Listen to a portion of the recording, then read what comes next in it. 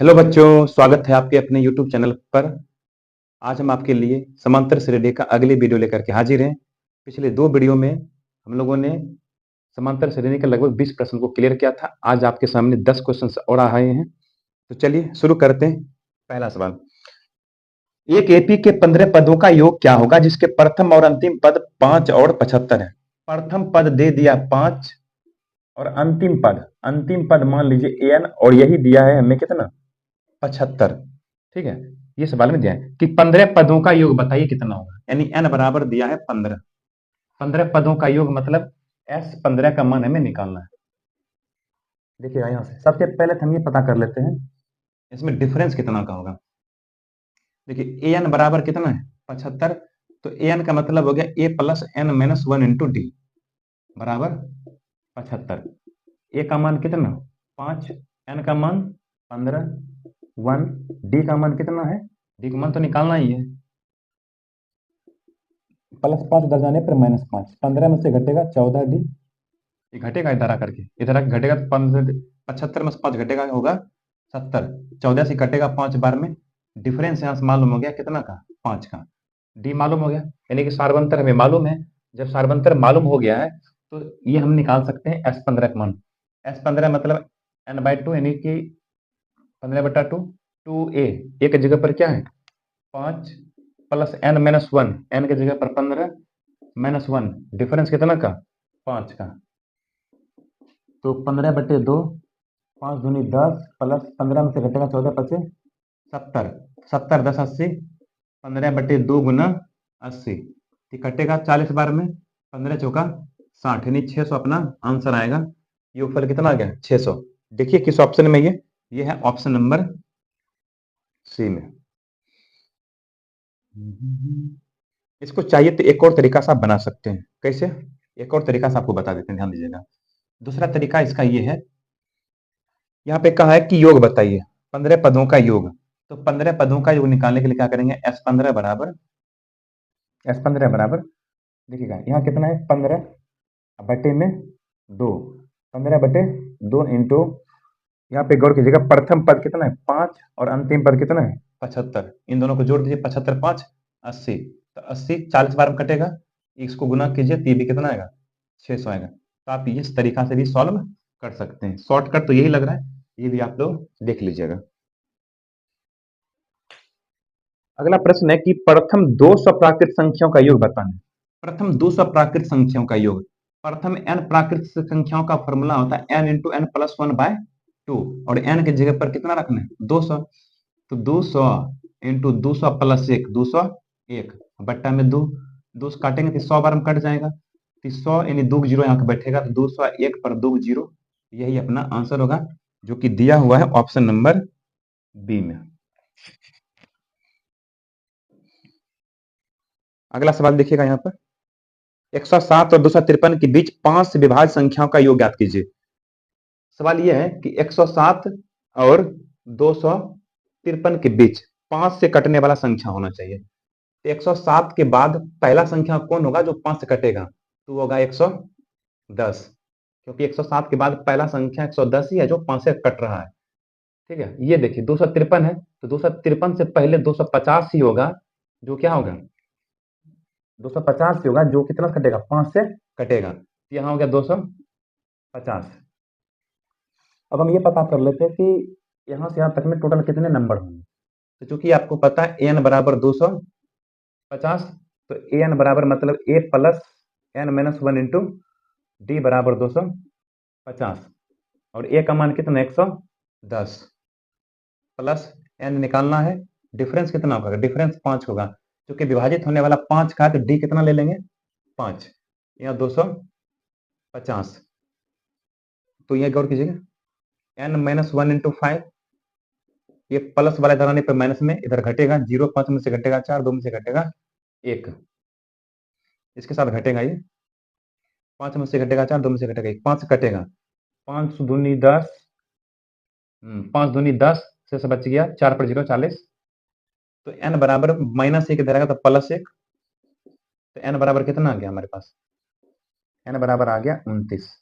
n का मान मालूम, यानी कि यहाँ से यहाँ तक में टोटल कितने पद है, तो 29 पद है, और हमको चाहिए अब क्या, योगफल। तो गौर कीजिएगा योगफल कैसे निकालेंगे। तो एस एन बराबर यानी एस 29 बराबर n/2 into first plus last 110 plus 250। इसको हल करने से आ जाएगा 29/2 गुने 0, 5 1 6, 2 1 3, 2 से काटेंगे कटेगा 18 12 180। 18 से गुना कर सकते हैं, 18 में 162 के 2 बाकी 16, 18 दूनी 36 और 16 कितना होगा, 36 16 52, यानी कि 52 20 अपना आंसर आ रहा है। क्या 52 20 ऑप्शन में है? तो ये 52 20 ऑप्शन नंबर किस में दिख रहा है, ऑप्शन नंबर ये अपना आंसर हो जाएगा। सवाल ये कि यदि एपी का प्रथम पद ए और सार्वंतर डी है, यानी पदांतर डी है, तो एन का मान ज्ञात कीजिए। वही फॉर्मूला होता है, एन बराबर a plus n minus 1 into d. तो ये किस ऑप्शन में है, ये सीधे फॉर्मूला हमसे पूछ लिया है, a plus n minus 1 into d, ये ऑप्शन नंबर बी में दिया हुआ है। ठीक है, आगे बढ़े, पहले से मिटा लेते हैं। अगला सवाल गौर कीजिएगा, दिया हुआ है कि एपी जो दिया है हमें सवाल में 21 18 15 घटते क्रम में जा रहा है, कौन सा पद शून्य होगा, ये हमें पूछ रहा है। पहला पद 21 है, डिफरेंस कितना था, तो दूसरा का में से पहला घटाइए, 18 में से 21 घटाएंगे -3 होगा। और कौन सा पद शून्य होगा, तो हमें पता नहीं, मान लेते एनवा पद शून्य है, एन बराबर 0। तो एनवा पद मतलब a plus n minus 1 into d बराबर 0।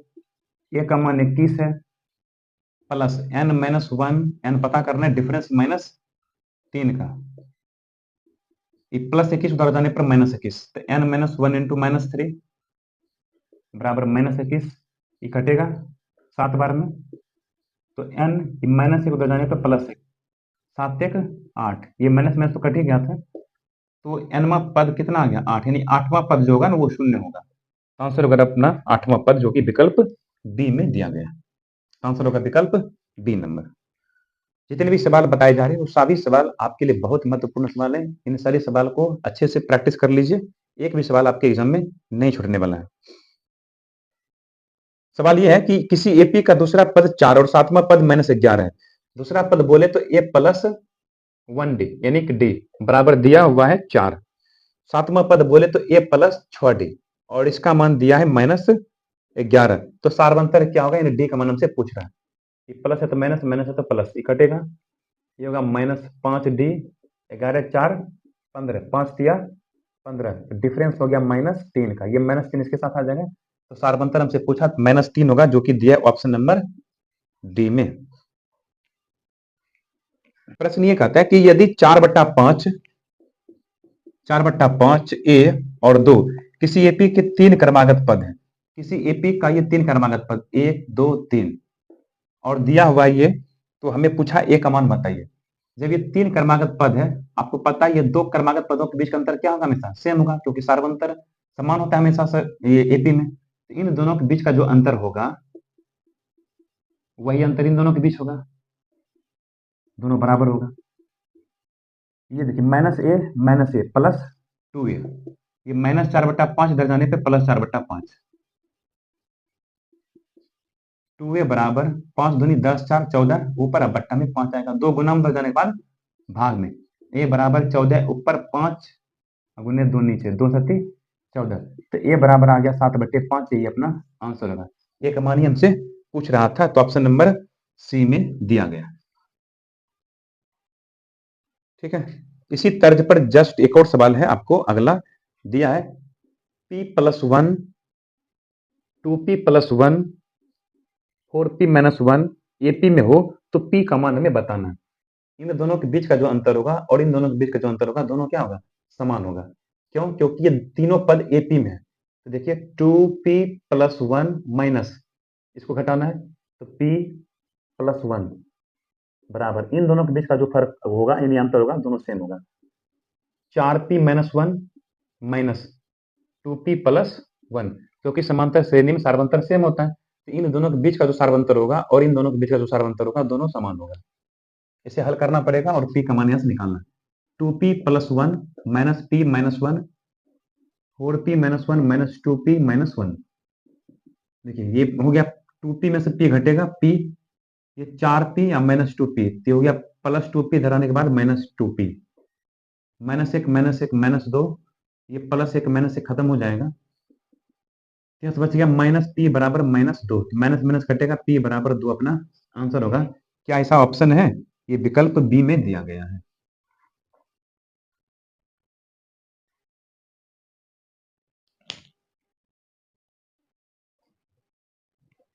यदि किसी समांतर श्रेणी का छठा और 12वां पद 13 और 25 है, इस तरह सवाल एक बार और हुआ था, देखिएगा।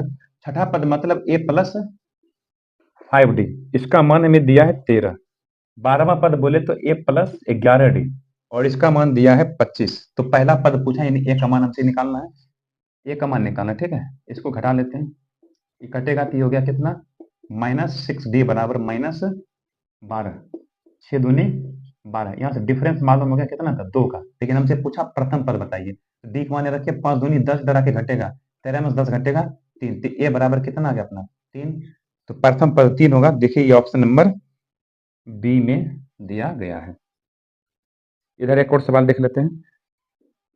4x1 x2 x3 और हमसे यहाँ पे एक और मान दिया है 28। क्या पूछा है, x3 का मान बताइए कितना होगा।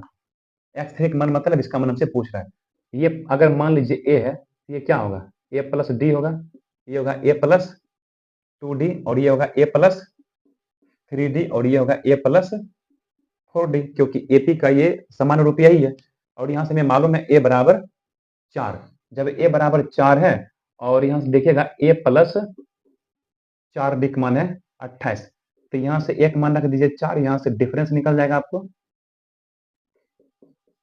4d प्लस 4 इधर आके घटेगा, 28 में 4 घटेगा 24, 4 छक 24, यहाँ से डी का मान आ गया कितना 6। जब एक मान 4 डी का मान 6, तो यहाँ रखिए यही x3 है, a प्लस 3d, तो एक का मान कितना 4, और 4 6 18, 18 4 22 अपना आंसर होगा। तो क्या ऐसा है ऑप्शन में, विकल्प ये विकल्प सी में दिया गया, आंसर अपना होगा ऑप्शन नंबर सी। आज भी हम लोगों ने 10 सवाल को कंप्लीट किया है। इन सारे सवाल को प्रैक्टिस कीजिए एक बार फिर से। एक और वीडियो आपके सामने आएगा समांतर श्रेणी का, तो हम लोगों का समांतर श्रेणी से संबंधित सारा काम कंप्लीट हो जाएगा। तो ठीक है, मिलते हैं अगले वीडियो में।